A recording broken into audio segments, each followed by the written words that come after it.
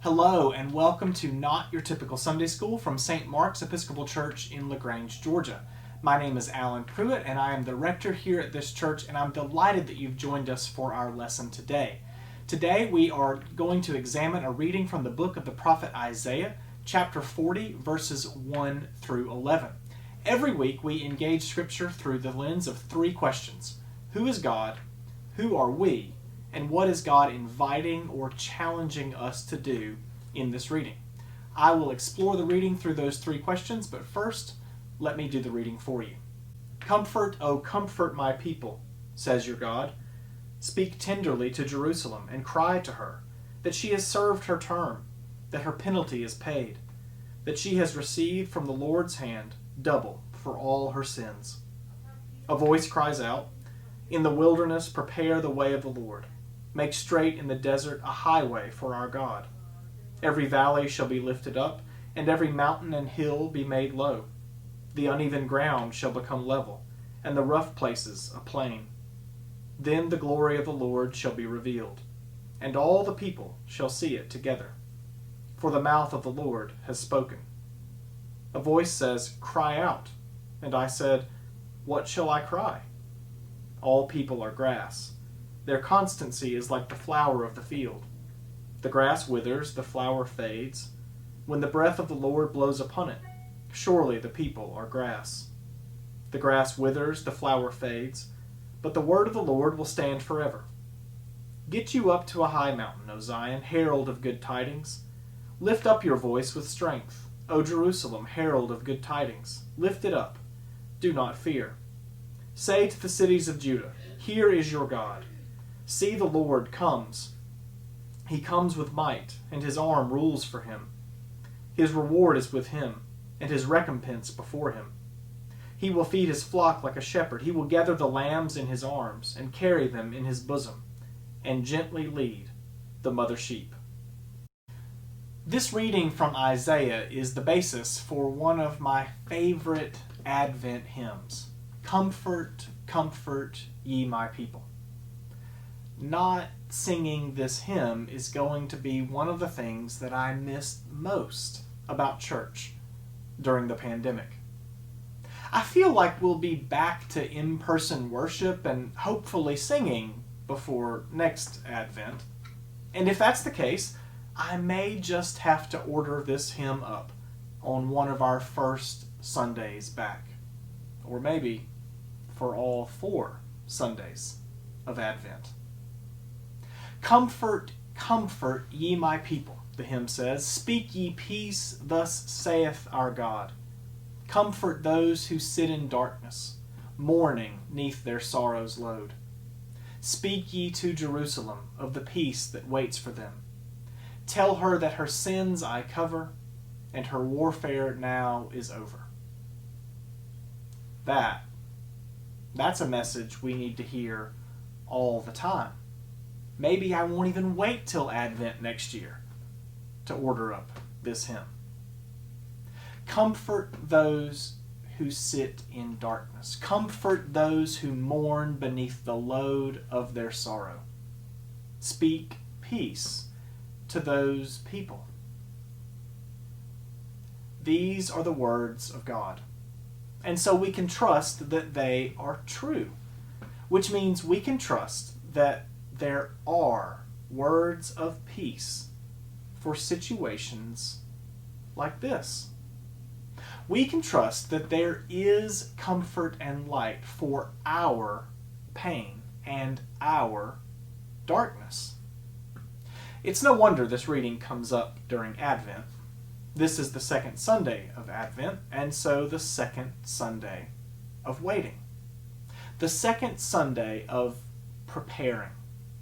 The second Sunday of making room for God to be born into our lives. That's a big thing. It's exciting right at the start, but after you start doing work like that, it can become daunting when the excitement wears off. And so what a lovely thing. Comfort right when we need it most. Not in the first week, but here in the second. right when we need it most. Not the joy and wonder and heavenly peace of Christmas, not a silent, holy night, not the star shining bright, but comfort for those who sit in darkness. There will be light, but there is also comfort, even in the dark places. Comfort, comfort, ye my people. So, our questions. The first one, who is God? In a reading like this, who is God?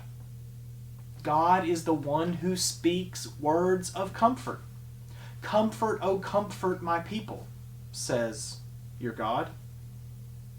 How many of us grew up with the voice of God being a stern voice?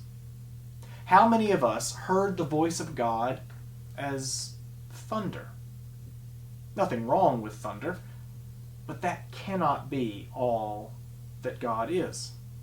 God is God. God has to be more than one thing. God has to be more than just thunder. God speaks a word of comfort. God is also glorious. Then the glory of the Lord shall be revealed, and all the people shall see it together. God is glorious. God's glory is made known when the valleys are lifted up, the mountains made low, and the uneven ground becomes level. And, finally, when the rough places become a plain. Then the glory of the Lord shall be revealed. God is glorious, not in difficulty, but in accessibility. God will be glorious when God is accessible, when those mountains are made low and the low places brought up. That doesn't sound like any other kind of God. It sounds like the kind of God who might be born in a manger instead of a palace. God is more. More than thunder, also more than comforting, and more than glorious. God is more. But right now, we'll stick with those two, comforting and glorious, so we can move on to our next question. Who are we in this reading? We are the ones who hear the words of comfort. We are the ones who need to be comforted, and God knows it. Everything doesn't have to be great or even okay. God will still show up.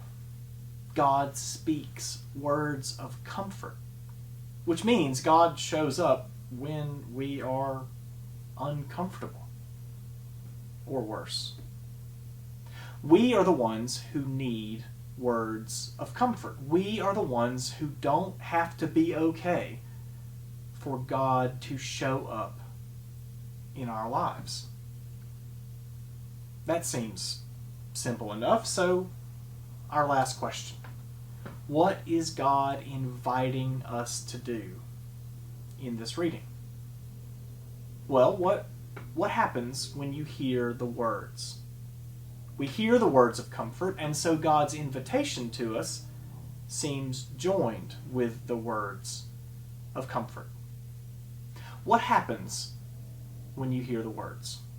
What happens when you stumble upon one of those rough places that has been made plain, and those mountains that have been brought low? What happens when you are walking on the highway of our God, as Isaiah says? What happens? You've got to tell somebody about it. We are the ones who hear the words of comfort. God speaks the words of comfort. But we are also the ones who then must repeat the words of comfort.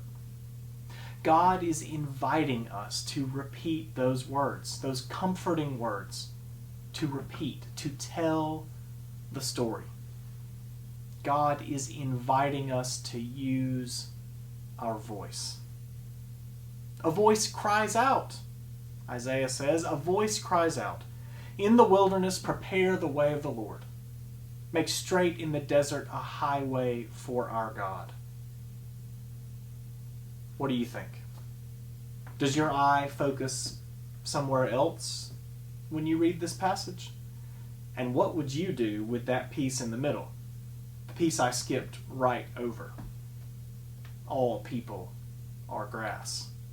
Or the part at the very end where God is the shepherd and we are the lambs and we are the mother sheep. Well, what would you do? I hope you enjoy exploring these questions for yourself in this reading. Who is God? Who are we? What is God inviting us to do in this reading? Blessings. Have a good day. And don't forget to tell your story. Goodbye.